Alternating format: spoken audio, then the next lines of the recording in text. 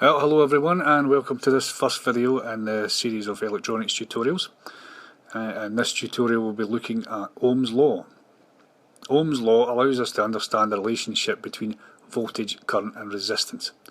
To demonstrate Ohm's law better, we'll use the electronic simulator software called Every Circuit. Now, Every Circuit has been created by a company called Musemaze and is available at www.everycircuit.com. The software allows a user to explore and build electronic circuits, and there's a unique feature of the software which allows sharing circuit designs within a community. So some of the circuits that have been publicly shared are very, very creative, and you can look at these circuits and see how they work, which is really good. I've used Every Circuit now since version 2.09, and since then there have been new components added, also new features added, and I just can't recommend the software enough. So it's an excellent tool for learning and development in electronics.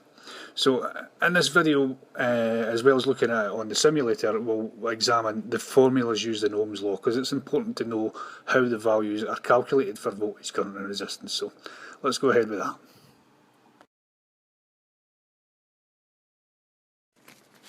So the way to remember Ohm's law is to use the Ohm's law triangle. The triangle is an easy way to remember the equations. The symbol V is used to represent voltage. The symbol I is used to represent current. And the symbol R is used to represent resistance. Let's say we wanted to find the voltage. Remove the V symbol from the triangle. This leaves I and R on the same level. So to find voltage, we multiply current by resistance.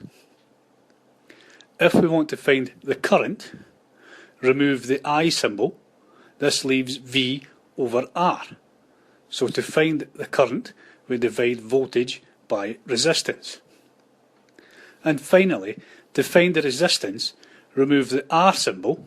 This leaves V over I. So to find resistance, we divide voltage by current.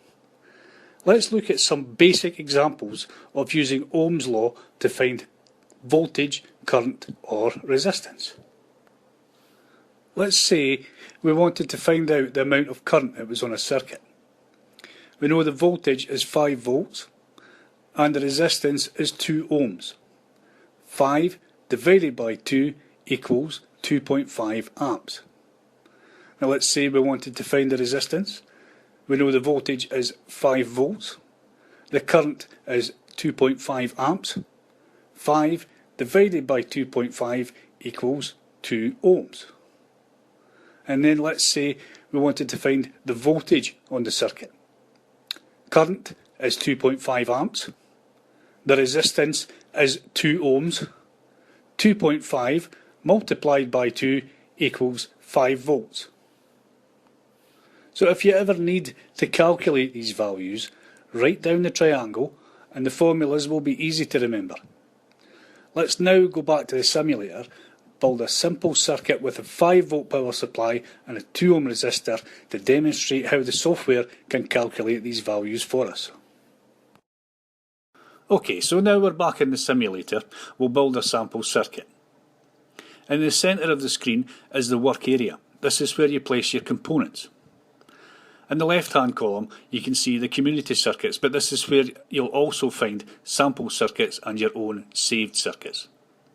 The right-hand column is where you can name and give descriptions to your circuits and save them once they're done.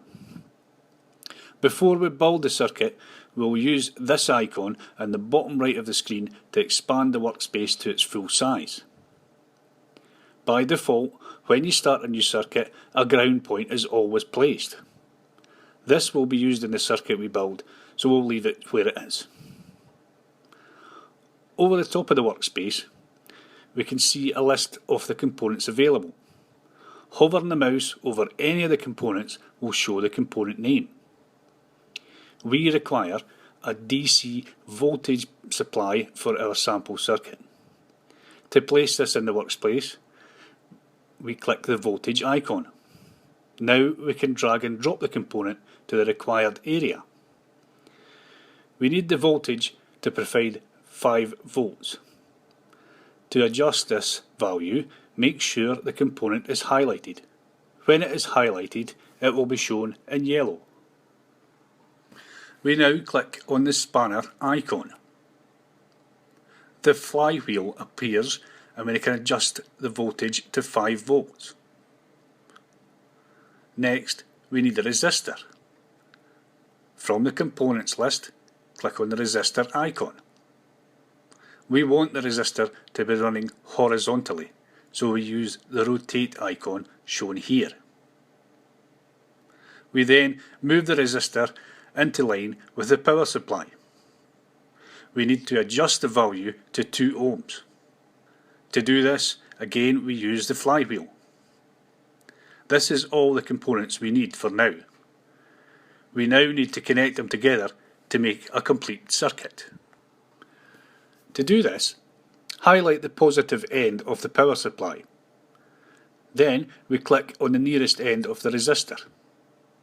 We then repeat the process to connect the rest of the circuit. Using the middle mouse wheel, we will zoom into the circuit. We will now press the run icon and the circuit comes to life. The moving green dots represent the flow of current. As we calculated earlier, the 5 volt power supply and the 2 ohm resistor give us 2.5 amps of current on the circuit. As the simulation is running, we can change the values of the components. To do this, highlight the power supply. Click the spanner icon to bring up the flywheel. Then adjust the voltage to 9 volts. Notice that every circuit calculates the change automatically. We now have 4.5 amps of current on the circuit. As the voltage increases, current also increases. Let's see the voltage back to 5 volts and change the resistance to see what happens. We will increase the resistor value to 5 ohms. Notice that the current has decreased to 1 amp. As resistance increases on the circuit, current will decrease.